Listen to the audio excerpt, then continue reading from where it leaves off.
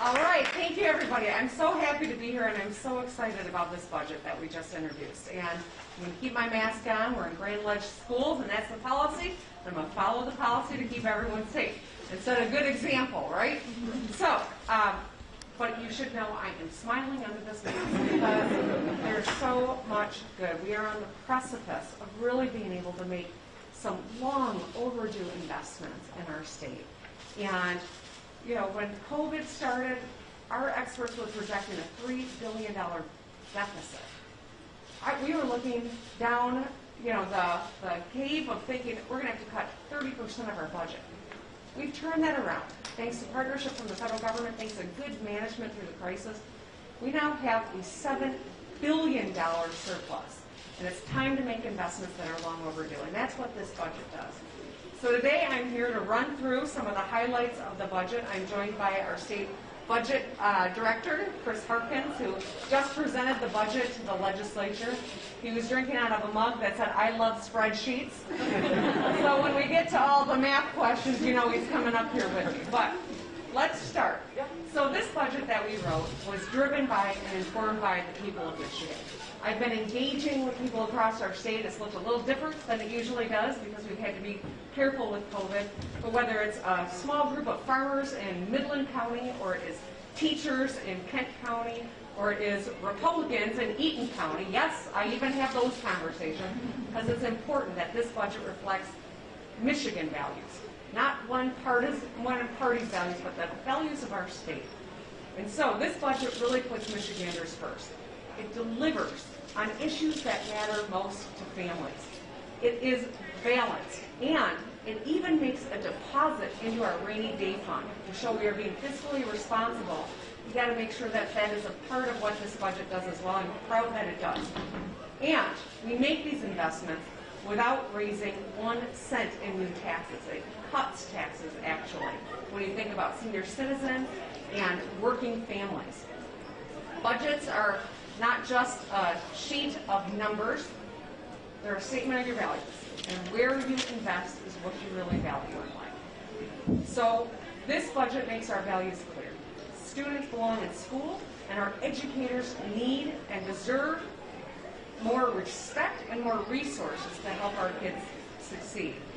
Taxes need to be more fair for our seniors and for working people.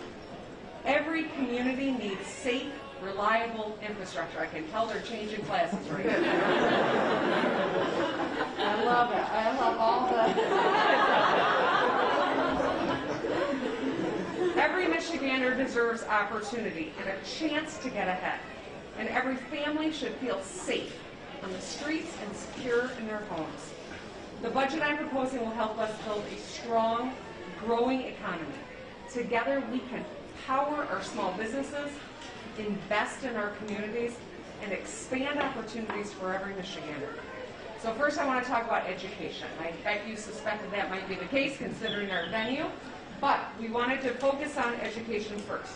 The proposals in this budget were driven by conversations I've had with parents and educators and experts. They were informed by my perspective as a mom and the Lieutenant Governor's perspective as a dad. We know that in order to help our kids catch up and get on track for long-term success, we got to be really strategic in how we support them. And I'm proud of what we're proposing. So this budget puts Michigan students first. It will, 1, make our schools safer, 2, help our students catch up, 3, support our teachers, and 4, ensure that every kid can go back to just being a kid. All of the stress of the last 2 years, let's help them focus on their academics and their social skills and their deductive reasoning skills and things we want our kids to have carefree, but the support they need. To make our schools safer, we're putting $1 billion, that's with a B, $1 billion into school infrastructure. Now these are funds that can be used over several years on new construction or renovations. Schools across Michigan will be able to invest in facilities for kids to learn math, science, computer science, and technology. They can improve air and water quality and build or refurbish classrooms and common areas. This $1 billion investment will also create good paying construction jobs for Michiganders. And while we're making structural improvements, let's also deliver safety grants to help schools prevent violence, train staff, and keep our schools safe. To help our students, I'm proposing the highest per student funding ever. Again, we're not raising taxes to deliver on this. That means $9,135 for every student in every district to improve their classroom experience. It means more personalized learning, new textbooks and equipment, and more extracurriculars, AP and honors courses as well. On top of the highest ever funding per every child, we are offering enhanced support for special education, for economically disadvantaged students, for rural districts, and for English language learners. We're also growing our career and tech education so that we can put young Michiganders on paths to good paying skills that get them into good paying jobs. So to support our teachers, and thank you to our teachers and our social workers. They were a little nervous about this, which just shocked me because most of us would be nervous to show up and do what they do every single day. So we're proposing a bold investment to help keep outstanding staff we have and to recruit the next generation of educators. It's a tough time to work in schools. Staff shortages, quarantine, increased trauma, and learning loss make their jobs even more difficult. So I'm grateful to every school staffer who shows up for our kids. To recognize their work and to encourage them to stick with our kids, I'm proposing a $2,000 bonus for every school employee this fall. That's teachers and aides and parapros and custodians and administration, bus drivers, cafeteria workers, and all the other people you can think of that maybe I forgot to name. This is about everyone who shows up for our kids. And if they come back in 2023, another $2,000 bonus. And I know it's exceptionally difficult to hire certified staff right now, from teachers to mental health professionals and more. It takes time to train qualified staff. And that's why I'm proposing additional bonuses for teachers and certified staff like social worker or school social workers and nurses that stick with their districts through fall of 2025. Those who stay for 4 years can earn $11,000 in bonuses. It's so overdue, and I'm excited to be able to do that. So let's also fund educator fellowships, stipends for student teachers, and help districts hire and train 10,000 more teachers. Parents know that the person in front of their kids' classroom matters. We want to recruit and retain top-notch educators for every classroom in Michigan. Now, to ensure that our kids can be kids, I'm proposing some bold investments in mental health supports. The last few years have been particularly hard on our youngest Michiganders, and I know we all say kids are resilient, and they are. They absolutely are. But there's no question that they have felt the strain and pressure of the last 2 years, and they're going to carry it with them. Let's hire hundreds more on-campus mental health professionals and open 40 school-based health clinics that serve the health needs of 20,000 students. Let's expand access to affordable before and after school programming so our kids have safe spaces to go outside the school day. These plans sound big because they are. We've got to meet this moment for our kids, and I know we work together and keep them at the center of our work. We can do this together. Now I want to talk about the economy. All right. Let's talk about how we can grow our economy by cutting taxes and lowering costs, empowering Michigan's economic development, and putting more Michiganders on paths to good-paying jobs. In my State of the State, I proposed 2 tax cuts to put more money in people's pockets. For our seniors, I have been working to roll back the retirement tax. I say let's make 22 the year we actually get it done. This will save 500,000 households an average of $1,000 a year, and that's a lot of money. You've worked hard, played by the rules, and retired after a lifetime of work. For working people, let's raise the earned income tax credit so that we pull 22,000 Michiganders out of working poverty and deliver 730,000 working families an average combined tax refund of $3,000. Whoa, I almost overpromised. In addition to cutting taxes, let's lower the cost of electric vehicles so that more Michiganders can participate in the transition that's happening. We all saw that phenomenal investment General Motors announced here. We're going to benefit from it across the state. But when we make electric vehicles affordable for Michiganders, we all save money and we all participate in this changing economy. So I propose $2,500 rebate, $2,000 toward the car, $500 toward the cost of in-home charging equipment. When you add this onto the federal tax policy, it's $10,000 off of the cost of an electric vehicle. So I say it's time to get it done. I want to acknowledge one more thing. When we increase the earned income tax credit, it helps 1 million children. 1 million children are in homes that benefit when we increase the earned income tax credit. That's half the kids in Michigan. It's another way we support our kids and our working families.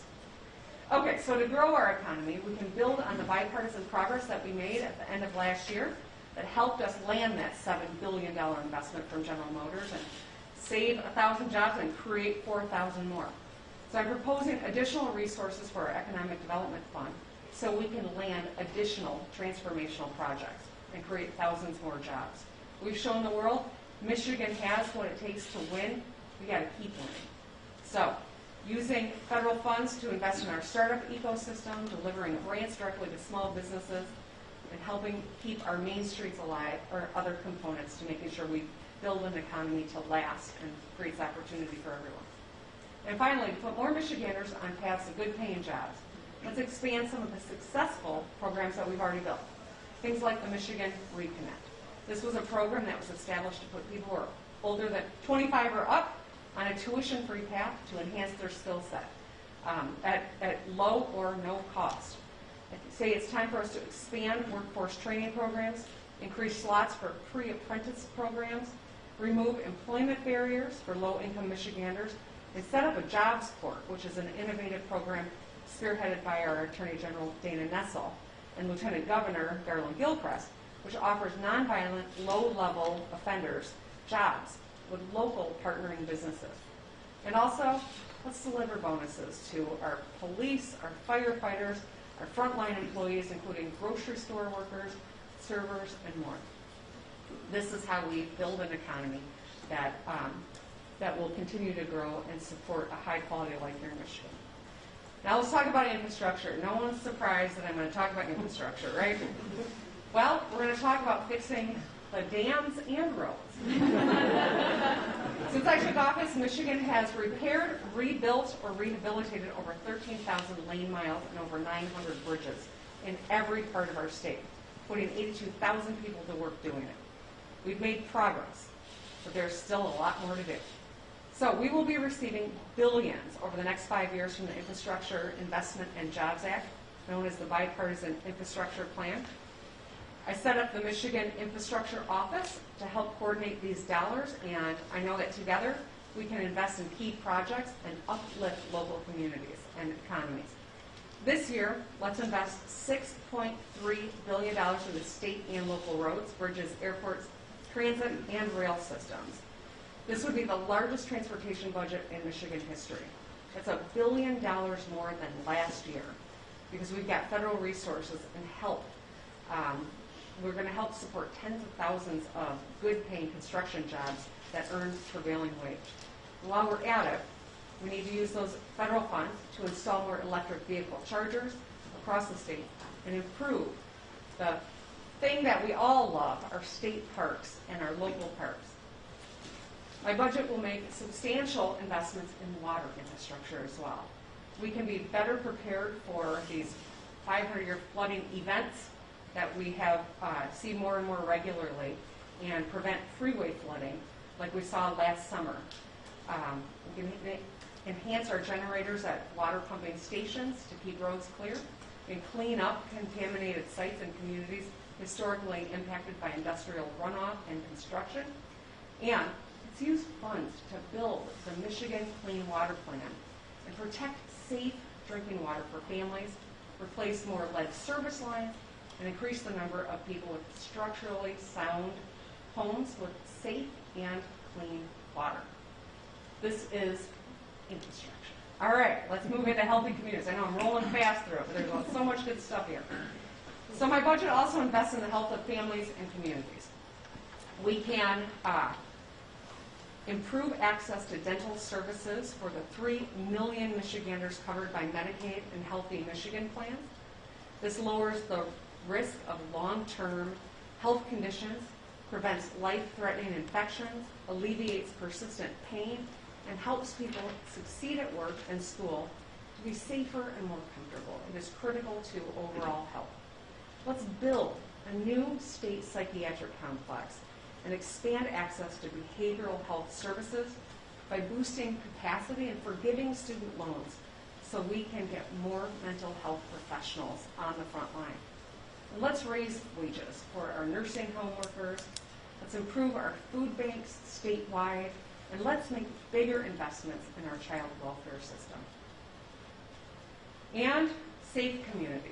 This is something that every one of us deserves, and this budget makes a huge investment in protecting public safety by funding local governments so that we can help them hire more local police officers, firefighters, EMS, and more.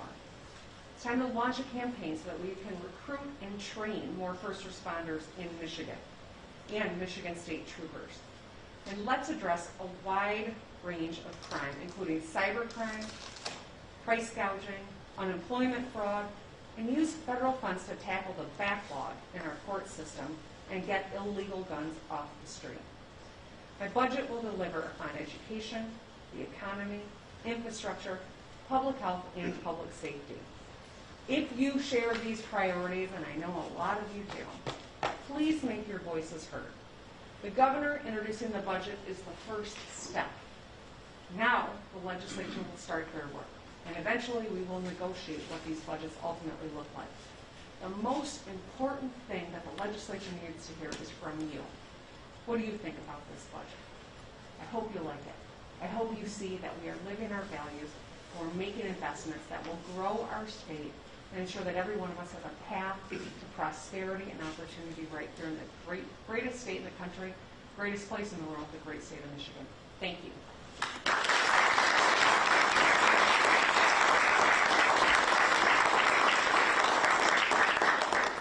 And now I'm going to ask my budget director to join me with his Mr. Rogers socks. I love him so much. He loves spreadsheets and Mr. Rogers. All right. Go ahead, Kyle.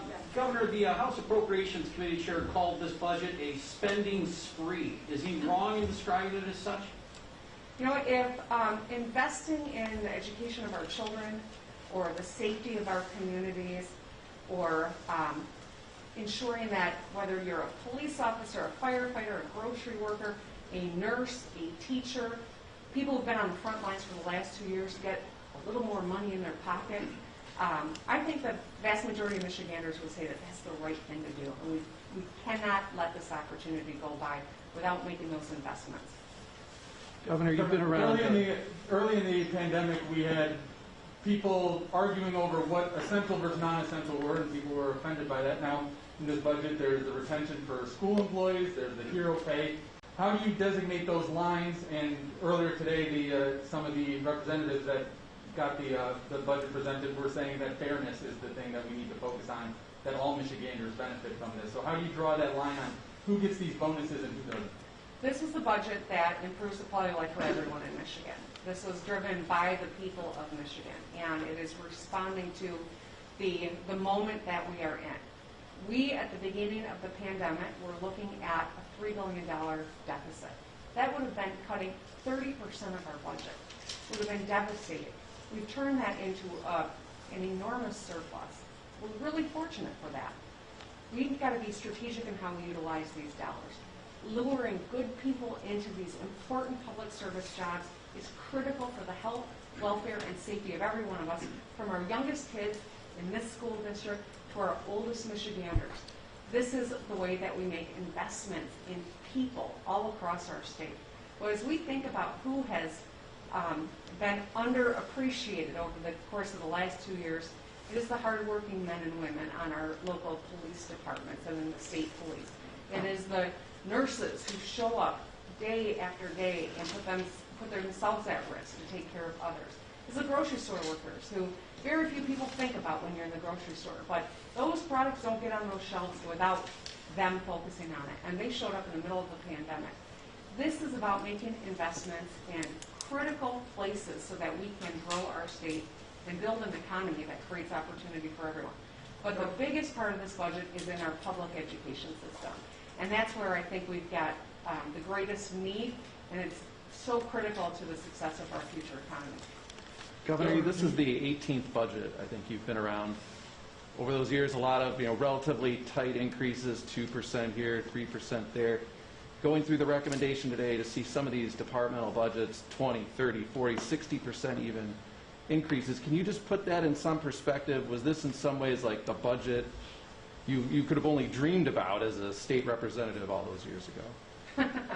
Yes, as a state representative, this is what I dreamed about. I mean, it's a funny line, but it's totally true. You're right, Zach.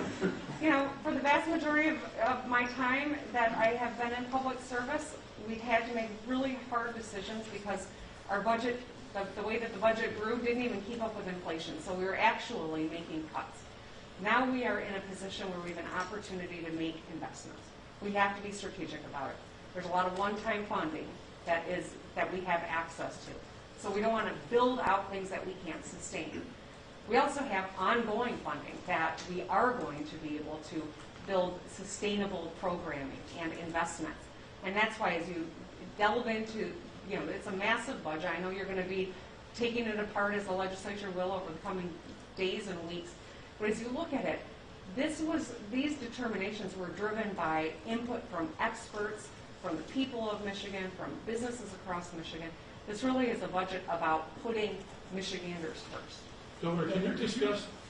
Help me with some hard numbers because there's a lot of confusion about where all these piles of money are. Perhaps what the director can do this. Can you look at the overall number of what you proposed, what the school aid fund looks like, and after that, how much stimulus money, how much federal money is left over? You and I talked about this before the budget was introduced because I said this is going to be really confusing, so we're going to do our best to make sure people understand, but I'm glad you're asking the question, Rick, and of course I'm glad the budget director's here to answer it. Sure. Thanks, Governor. Rick, so the budget that the governor is proposing for fiscal 23 is $74.1 billion gross. $14 billion roughly is general fund, $16.6 billion is school aid. So to the rest of your question, there's approximately, so the piece that's a little difficult is the legislature passed a supplemental yesterday. So we can't include those numbers until the governor signs that for a fiscal year-to-date update. But we know that that's another about $1.2 billion in funding and those were all federal resources. Previous to that, there was about $5.3 billion left in state flexible but not discretionary funding in the state fiscal relief funds. If we take into account the portion that was from those SLRF dollars, it reduces by about $600 million, so it leaves about we'll call it $4.7 billion left in those American Rescue Plan dollars. So you have that on top of this $74 billion proposal for fiscal 23. Governor, can you talk specifically about bridges and your thoughts on that? You came to Dearborn a couple of years ago, looked at the one over the bridge by the Dearborn, the Rouge plant. Yep. What are your thoughts about bridges and why it is that you're doing what you're doing in that regard? Well, I love bridges, and I think bridges are a symbol of bringing people together, building a stronger economy, staying connected to one another. That's why I always highlight the Mackinac Bridges, when I ran for governor, because it really is a symbol of what we can do when we work together. In an era where many want to divide us and build walls, I love bridges. So we have fixed over 900 bridges across the state of Michigan. We've got a lot more work to do. The Miller Road Bridge outside of the Rouge plant is one that I think you were there with me when we were staying there, and a picture was taken, and there was a school bus that was crossing it. This is a bridge that has a lot of temporary supports that have been kind of band-aided together to keep it functional. We're going to rebuild that bridge, and I think with the incredible infrastructure dollars that are coming in, we're going to be able to do a lot of critical infrastructure pieces like that particular bridge. Good. I have time for about one last question. Governor, your budget includes the earned income tax credit and the pension tax repeal. So the chairs for the appropriations committee say that doesn't go far enough. They're interested in corporate and individual income tax rates. Where is there room for negotiation on these issues? I think there's always room for negotiation. The fact of the matter is, though, in order to give people relief, we got to focus on making our tax code more fair. And in 2011, the Republican-led legislature and my predecessor gave business a huge tax break and paid for it by cutting the earned income tax credit so working people shouldered the burden. They cut school funding so that our kids shouldered some of that burden. And they started taxing retirees. When you work for a lifetime and you save and you play by the rules and you calculate at the end of a lifetime of work that you can afford to retire, and then the state pulls the rug out from under you and changes the rules, I think that's patently unfair. And there are a lot of seniors in our state that have had to try to figure out how to take some odd jobs just to keep their head above water. It's wrong. So I've been fighting to make it right for many years. In this budget, we can do it. We can afford to make our tax code right. We can make an investment in our schools. We can make an investment in working families so their earned income tax credit, increasing that. And we can repeal the retirement tax. That's the most fair way to do it. All that being said, these are my values. I will continue to have, we'll have an ongoing negotiation once the legislature gets started working on the budget. But these are the values that I bring. This is what people across our state tell me is most important. And that's why I'm going to continue to try to get this done. Thank you, guys. Governor, off topic, did you discuss? Does the administration believe that the ARPA law does allow the state to use that money to make tax cuts? I mean, as written, there's a provision in there that says the state can't do tax cuts using ARPA, but it seems like some other states are finding ways around that. So as you saw the budget director look at me when he said we have flexibility but not discretion. This is the common refrain he tells all legislators as they want to expend federal dollars in ways that they're not allowed to. We have studied the law. I think that it reflects our understanding of what we can do is absolutely reflected in this budget. I'll ask the budget director if he's got any final words on that, and then we'll have to end this. Chris? Yep. I think we're comfortable with the way that this is phased in with existing revenues. We feel comfortable that this proposal doesn't cause any troubles with the requirements of the ARP law. Could a larger individual income tax cut, though, that Republicans are talking about, get into that sort of compromise? It's certainly an area of concern. Would be how big of a tax cut we're talking about and what that impact is on revenues. That's a thing that we need to make sure that we evaluate and run against the federal regulations, certainly. Thanks. All right, thanks everybody.